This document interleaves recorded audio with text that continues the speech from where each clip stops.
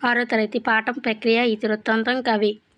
First పాఠం అమ్మఒడి, ప్రక్రియ గేయం, ఇతివృత్తాంతం తల్లి ప్రేమ, కవి పరిచయం. ఏంటంటే బివి నరసింహారావు కవి.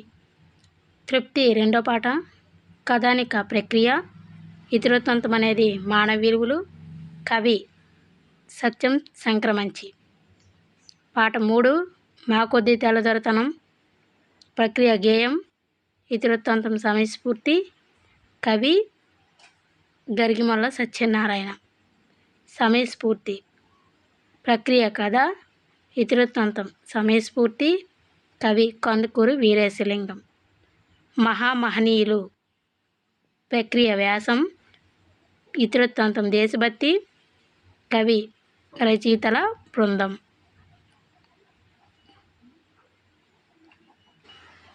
ఆరో పాఠం సుభాషితాలు, శతక పద్యాలు, నైతిక విలువలు, శతక కవులు.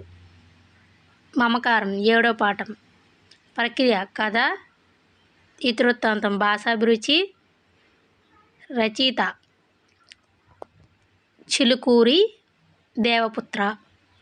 మమకారం లెసన్కి. తర్వాత మేలుకొలుపు పద్యం, ఇతివృత్తాంతం సమానత్వం. ఇక్కడ కవి ఎవరంటే కుసుమధర్మన్న.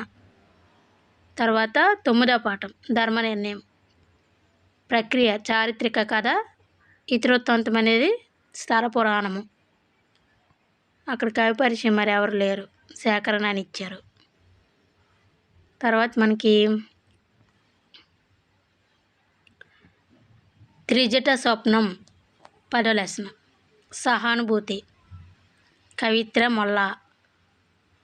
తర్వాత ఇతివృత్తాంతం అనేది సహానుభూతి, పద్యం అనేది ప్రక్రియ త్రిజట స్వప్నంకి. డూడు బసవన్న జీవిత చిత్రం ఏటది ప్రక్రియ, ఇతివృత్తాంతం సంస్కృతం.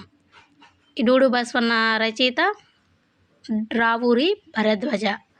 ఎంత మంచివారమ్మ వ్యాసం ప్రక్రియ, జీవన వైవిధ్యం, ఇతివృత్తాంతం వెన్నెలకంటి రఘురాఘవయ్య మనకి రచయిత. ఇవన్నీ కూడా 6th క్లాస్ లెసన్.